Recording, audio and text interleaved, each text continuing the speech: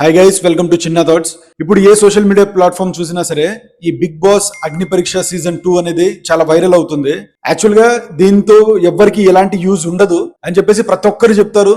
కానీ ఈ షో చూడకుండా లేదంటే ఈ బిగ్ బాస్ అనేది చూడకుండా చాలా మంది ఉండలేరు. అది ఏంటో అర్థం కాదు. నేను కూడా చాలా సార్లు అనుకుంటాను, అమ్మ ఏంట్రా ఇది, ఈ చెత్త షోని మనం ఏం చూస్తాం అన్నట్టు నాకు అనిపిస్తుంది. కానీ తప్పదు, చూడాలనిపిస్తుంది. అది వీక్నెస్ అది ఏంటా అనేది నాకు ఇప్పటికీ అర్థం అవ్వదు.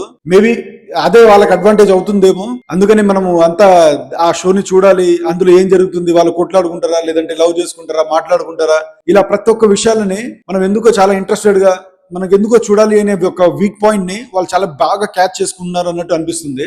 ఇప్పుడు బిగ్ బాస్ అగ్ని పరీక్ష సీజన్ 2 అనేది స్టార్ట్ అయింది ఆగస్ట్ 15th కి.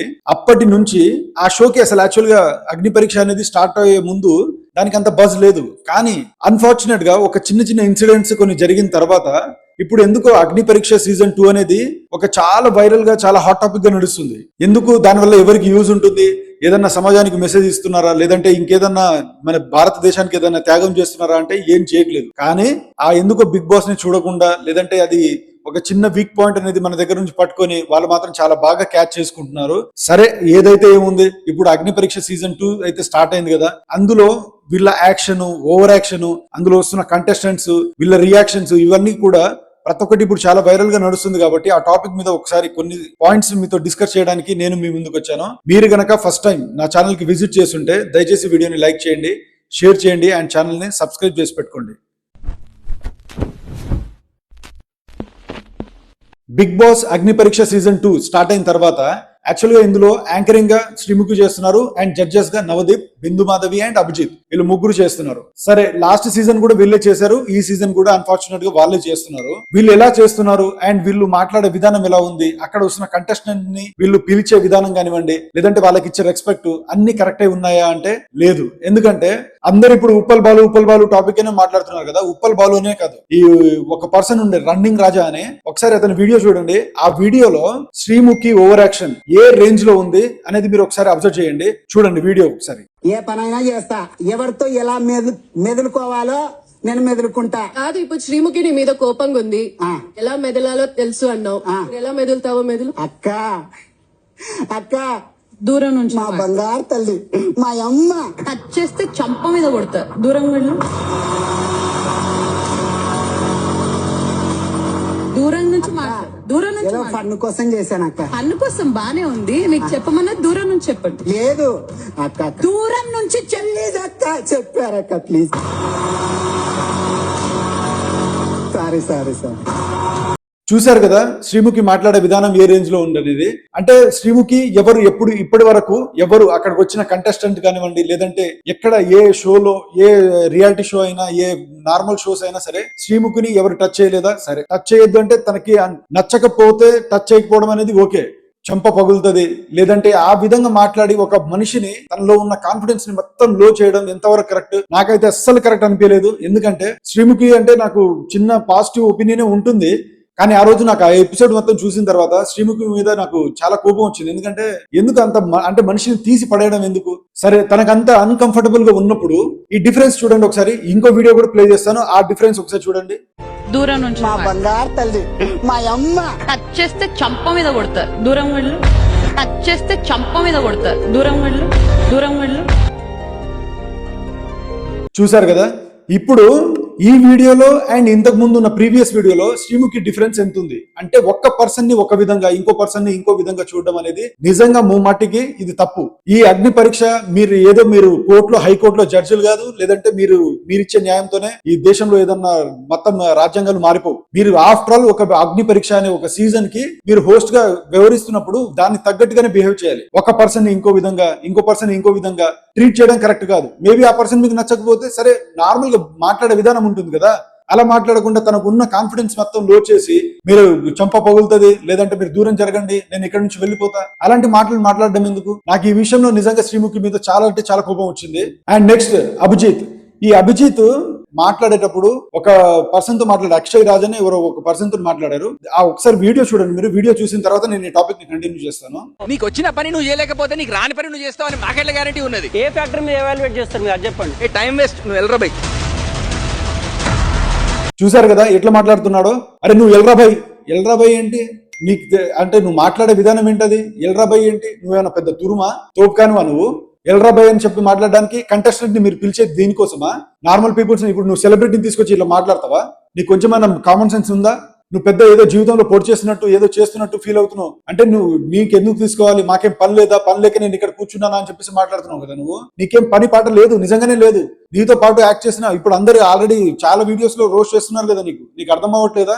ఎన్ని ట్రోలింగ్స్ వస్తున్నాయి. నీ బ్యాక్గ్రౌండ్ అంటే నువ్వు చేసిన మూవీలో లైఫ్ ఈజ్ బ్యూటిఫుల్ మూవీలో బ్యాక్గ్రౌండ్ లో ఉన్న ఆర్టిస్టులు ఒక నవీన్ పొలిశెట్టి, ఒక విజయ్ దేవరకొండ ఈ రోజు ఏ స్టేజ్ లో ఉన్నారు, నువ్వు ఏ స్టేజ్ లో ఉన్నావు? ఎక్కడ కూర్చొని నువ్వు పెద్ద జడ్జిమెంట్ ఇచ్చి నువ్వు పెద్ద తోపు తురుంకాన్ లేక మాట్లాడుతున్నావు ఆడికొచ్చి ఎల్రాబాయ్. అరే నీతో మాట్లాడను నేను అంటే నువ్వు అంత రుబాబ్ అంత యాటిట్యూడ్ చూపించాల్సిన అవసరం లేదు. నీకు ఏదైనా ఉంటే నీ ఫ్యామిలీలో చూపించుకో, కానీ ఒక నార్మల్ పీపుల్ నువ్వు అక్కడ స్టేజ్ మీద తీసుకొచ్చి అంత ఆరోగ్యంట్ గా మాట్లాడాల్సిన అవసరం అస్సలు లేదు. నాకు నీ క్యారెక్టర్ అస్సలు నచ్చలేదు. ఈ సీజన్ లో నువ్వు చేసిన ప్రతి ఒక్క డ్రామా ఓవర్ యాక్షన్ అంత ఓవర్ గా ఉండదు. నువ్వు ఒక నార్మల్ పీపుల్ ని తీసుకున్నప్పుడు నువ్వు నార్మల్ గానే మాట్లాడు. నువ్వు నీ అంత సెలబ్రిటీస్ కాకపోవచ్చు వాళ్ళు, కానీ వాళ్ళకంటూ ఒక క్యారెక్టర్ ఉంటుంది, వాళ్ళని చూసే వాళ్ళు ఉంటారు.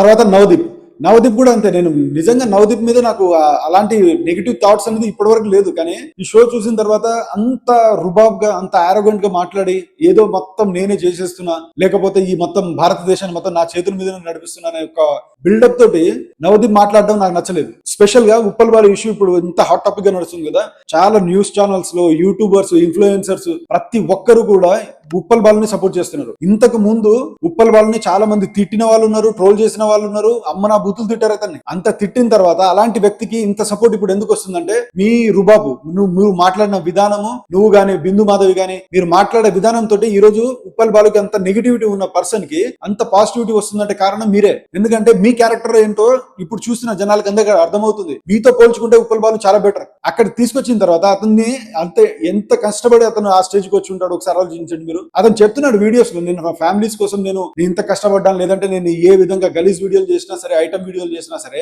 తన ఫ్యామిలీ కోసం చేశాను నేను చెప్పేసి ఇంత క్లారిటీగా చెప్తున్నాడు. ఆ వీడియో చూసినప్పుడు సరే మీరు ఒకసారి వీడియో అయితే చూడండి, వీడియో చూసిన తర్వాత మనం మళ్ళీ మాట్లాడదాం. ఇప్పుడు మీరు వీడియోస్ చేస్తుంటారు కదా, అవును సార్. అవన్నీ ఎక్కిలి వీడియోసే కదా. స్టార్టింగ్ లో చేసిన కొంచెం వల్గర్ గా చేశాను సార్. నిజంగా నమ్ముతున్నారా మీకు ఫ్యాన్స్ ఉన్నారు వాళ్ళంతా ఇది అని? ఊరికే మిమ్మల్ని ఊరికే చీప్ ఎంటర్టైన్మెంట్ పొందుతున్నారు మీ నుంచి అని నా ఫీలింగ్, జనరల్ గా బయట ఫీలింగ్. బాలు నువ్వు ట్రాన్స్ కదా?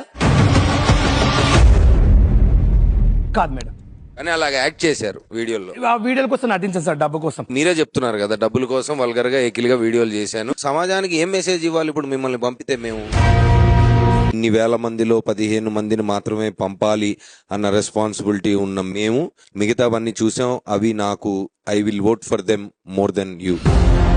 ఆయన చూశారు కదా వీడియో. ఈ వీడియోలో ఉప్పల్ బాలు ఎంత అంటే తను ఎంత బాధగా మాట్లాడుతున్నాడో, తనకున్న ఫ్యామిలీ సిచ్యువేషన్స్ ప్రతి ఒక్కటి ఎంత క్లియర్ గా ఎక్స్ప్లెయిన్ చేస్తున్నాడు. అలాంటి పర్సన్ ని మీరు ఆ స్టేజ్ మీదకి తీసుకొచ్చి అవసరం లేదు. ఇప్పుడు ఆ బిందు మాధవి లేదంటే అభిజిత్ వీళ్ళని ఎవరు గుర్తుపట్టారు నాకు తెలిసి. ఇప్పుడు ఒక సర్కిల్ లో నిలబెట్టి ఉప్పల్ బాలు లేదంటే బిందు మాధవి అభిజిత్ అయితే గీతే ఈ నవదీప్ని కొంచెం గుర్తుపడతారేమో, కానీ ఇలాంటి పర్సన్స్ ని అక్కడ నిలబడి ఉప్పల్ బాల్ తోటి కంపేర్ చేస్తే ఉప్పల్ బాల్కి క్రేజ్ ఎక్కువ ఉంటుంది మీతో కంపేర్ చేసుకుంటే. అలాంటప్పుడు మీరు ఆ పర్సన్ ని ఆ స్టేజ్ తీసుకొచ్చిన తర్వాత నువ్వు ట్రాన్సా లేకపోతే నీకు ఫ్యాన్స్ ఉన్నారని నువ్వు అనుకుంటున్నావా? ఇలాంటి వ్యక్తుల్ని బిగ్ బాస్ కి తీసుకెళ్లి సభ్య సమాజానికి ఏ మెసేజ్ ఇవ్వాలని చెప్పేసి నవదీప్ అంటున్నాడు. సరే ఇంతకు ముందు వచ్చిన కంటెస్టెంట్స్ అందరూ బిగ్ బాస్ కి వచ్చిన తర్వాత ఏదైనా సమాజానికి ఏదైనా ఉద్ధరించారా? లేదంటే ఏదైనా ఉద్ధరించి ఆ షోకి వచ్చారా? ఏదో మొత్తం సంసారాల్లో మొత్తం చిచ్చులు పెట్టేసి లేకపోతే ఎలాంటి గొడవలు అవి ఇవి మొత్తం ఐటమ్ చేసిన వాళ్ళని మీరు బిగ్ బాస్ కి తీసుకొచ్చి వాళ్ళని బిగ్ బాస్ లో కంటెస్టెంట్ గా తీసుకొని ఇప్పుడు వాళ్ళతో కంపేర్ చేస్తే బిగ్ బాస్ లో ఈ ఉప్పల్ బాలు అనే క్యాండిడేట్ పర్ఫెక్ట్ పర్సన్. ఎందుకంటే అతను ఎవరికి ఎలాంటి హాని చేయలేదు. ఏదైనా ఉంటే తన అంతలో తనే చేసుకుని ఉంటాడు. ఏదైనా చెత్త వీడియోలు చేసినా క్రింజ్ వీడియోలు తీసినా ఏం తీసినా సరే తన ఫ్యామిలీ కోసం తను మాత్రమే కష్టపడి తీసుకున్నాడు. అది ఎవరిని ఎలాంటి ఇన్ఫ్లుయెన్స్ చేసి లేదంటే ఎవరినో మోసం చేసి అతను క్రేజ్ ని సంపాదించలేదు. ఈ బిగ్ బాస్ ని ఇంకా మనము ఏ సభ్య సమాజానికి మెసేజ్ ఇచ్చేంత అంత ఏం లేదండి, అంత సీన్ లేదు దీనికి. అది అర్థం చేసుకోవాలి. బిగ్ బాస్ అనేది చాలా మంది దృష్టిలో ఒక చెత్త షో అనే ఫీలింగే ఉంది.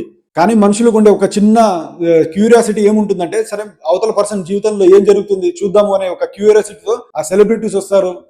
ఈవినింగ్ టైం నైట్ టైం 1 గంట సేపు ఏదో టైం పాస్ కి చూస్తే అంతే తప్పించి ఫైనల్ గా ఈ ముగ్గురు జడ్జెస్ నవదీప్, బిందు మాధవి అండ్ అభిజిత్, ఈ ముగ్గురు పెద్ద మనుషుల్ని గీడే కొట్టి చంపినోడికి బహుమతి పైసలు 20 లక్షల రూపాయలు.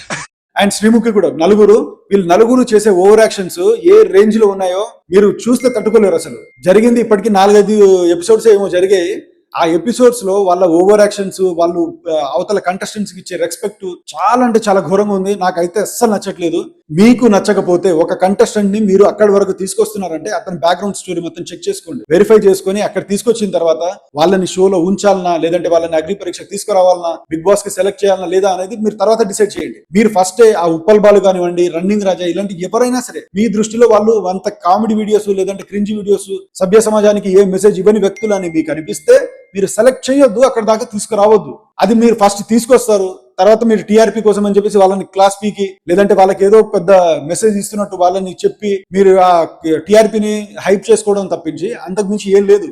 టీఆర్పీ కోసం ఈ విధంగా బిగ్ బాస్ వాళ్ళు ఇంత దిగజారుతున్నారు అనేది అసలు నిజంగా చాలా చాలా చాలా బాధాకరం. చూడాలి ఇంకా ఎంతమందిని సెలెక్ట్ చేసుకుంటారు ఏందనేది. కానీ ఫైనల్ గా ఇప్పుడైతే ఈ 15 మెంబర్స్ అయితే సెలెక్ట్ చేసుకున్నారు. ఈ 15 మెంబర్స్ లో ఎంతమంది అంటే 5 to 10 మెంబర్స్ వరకు బిగ్ బాస్ సీజన్ 10 కి వెళ్లే ఛాన్సెస్ ఉంది. ఎంతమంది వెళ్తారు ఏందనేది మనకి ఇంకా క్లారిటీగా తెలియదు. ఇంకా ఎపిసోడ్స్ ఉన్నాయి, సెకండ్ రౌండ్ ఉందని చెప్తున్నారు. చూస్తా. ఇవన్నీ చూసిన తర్వాత ఇంకా బిందు మాధవి, అభిజిత్, నవదీప్ అండ్ శ్రీముఖి వీళ్ళ ఓవర్ యాక్షన్ ఏ విధంగా ఉంటుంది, వీళ్ళు కంటెస్టెంట్స్ కి ఇచ్చే రెస్పెక్ట్ ఏ విధంగా ఉంటుంది అనేది ఖచ్చితంగా ఇంకో వీడియో చేస్తాను. ఈ వీడియో కనుక మీకు నచ్చితే ఖచ్చితంగా వీడియోకి లైక్ చేయండి, షేర్ చేయండి అండ్ ఛానల్ ని సబ్స్క్రైబ్ చేసుకోండి. Thank you so much. జై హింద్.